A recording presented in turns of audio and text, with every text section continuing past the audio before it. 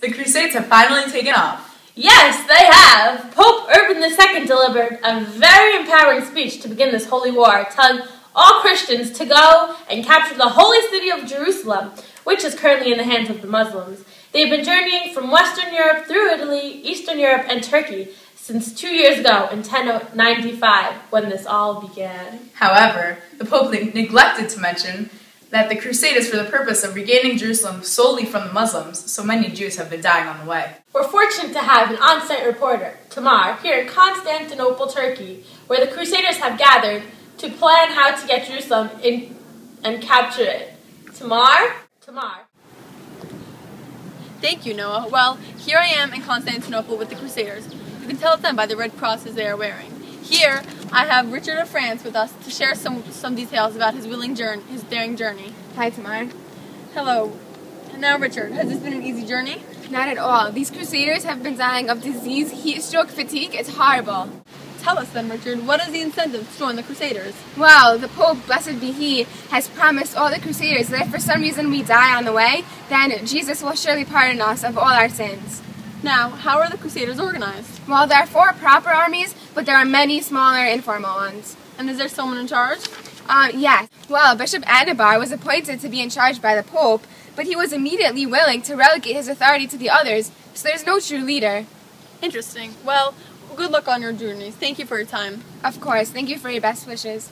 Well, Hannah and Noah, that's how it's down here. Over and out. Thank you, Tamar. So, if you would like to join the Crusaders on their quest for Jerusalem, you might not be too late. Take the fastest route to Constantinople. You know, Hannah, maybe I'll go. That sin pardoning sounds pretty good.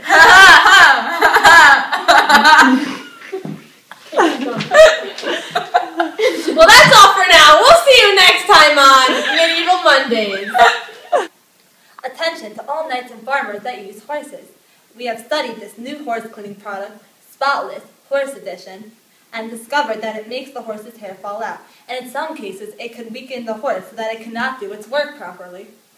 Studies have shown that the chemicals from the cleaning products gather in places that are concentrated with hair and block the pores where the hair grows, so it grows back thin and falls out. The chemicals of the cleaning product can also weaken a horse so that it cannot do its work properly. The chemicals affect the muscles that are used by the horse and weaken them. This is our advice to all you knights that ride your horses, or farmers that use your horses. Do not use Spotless Horse Edition. Find another cleaning product and keep your horses clean and fast.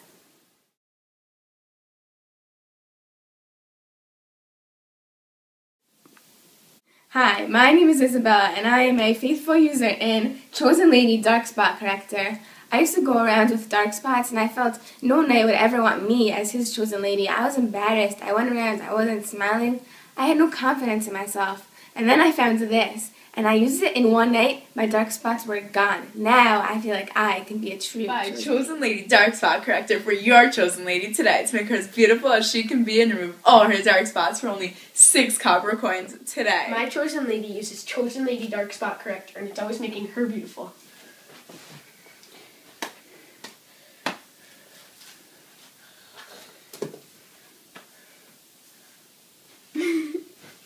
I love you.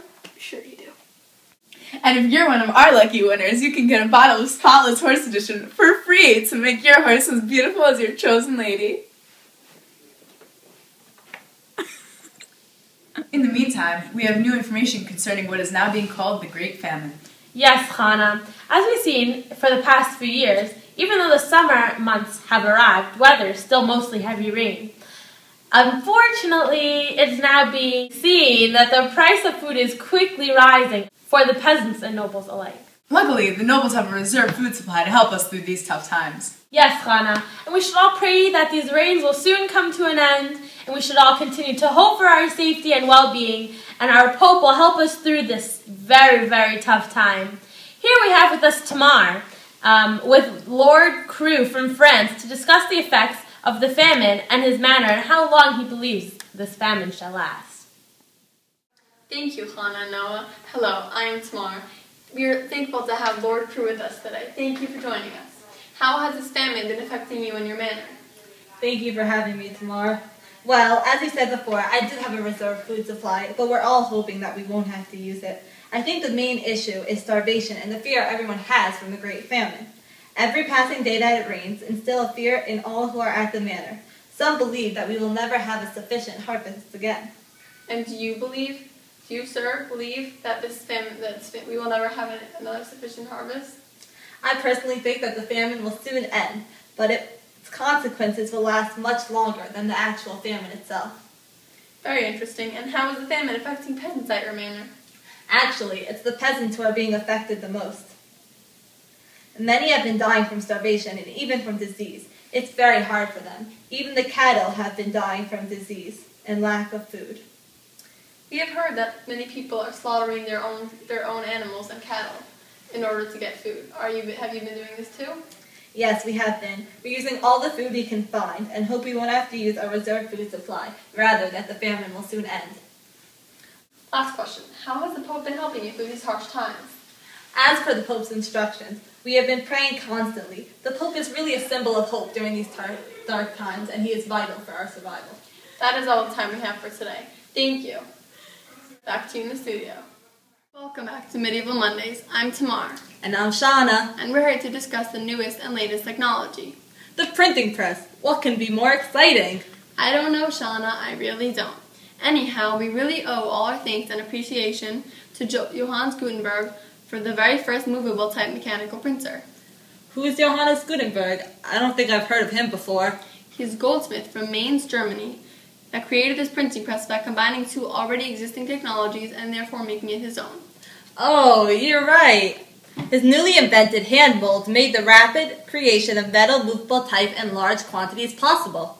The printing press is beginning to displace earlier methods of printing and is said to lead to the first mass line of production of books. That's right. His plan was to create individual letter blocks that can be organized to structure a page, and then that structure can be used on another and separate page. This may sound great and terrific, but almost immediately he ran into many issues with this plan. Yes, because his first letter blocks were made of wood. The letter blocks deteriorated from the ink very quickly. In addition to that, the ink he used with the letter blocks was actually ink for quill pens, therefore making the ink not workable for his printing press.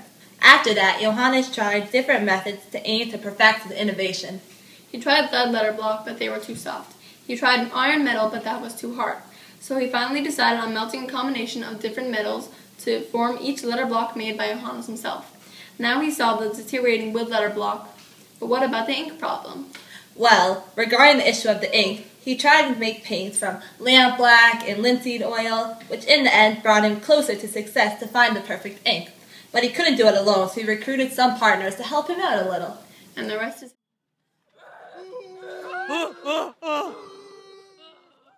In a land where there is steel,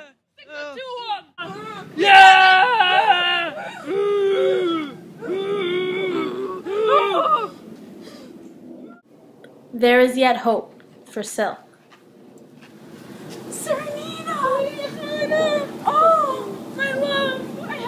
Lady, I got you presents on the way. Oh, you shouldn't have.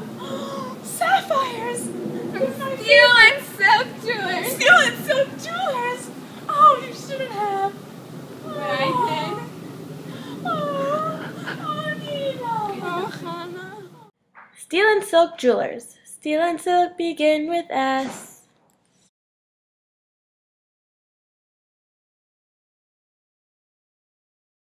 We're fortunate to have an on-site reporter, Tamar, in Constantinople, Turkey.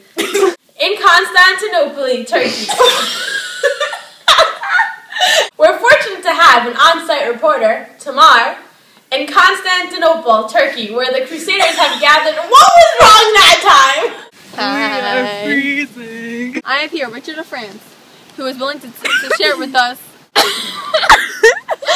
Well, that's all, Hannah. This is how it's down here. Over and out. Many peasants have been seen trying to forage food from the forests. And We shall continue to pray for our safety and with the Pope. And with the Pope. Let me just read this. Okay. For our safety and well-being, and our Pope will help us through these tough times. We have with us Tamar. with the Lord crew from France to discuss the effects of the famine on his manor and how long he believes this famine shall last. Okay, so go.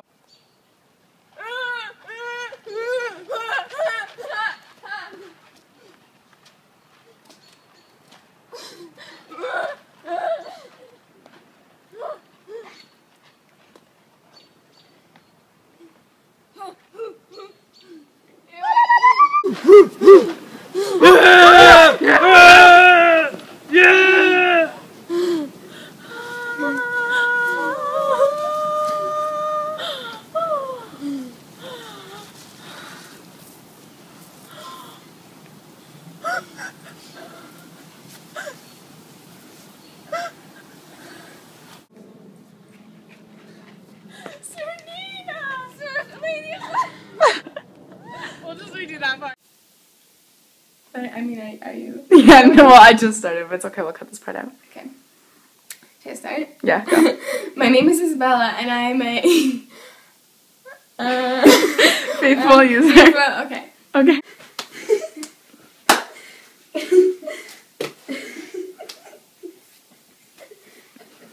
I love you. I love you.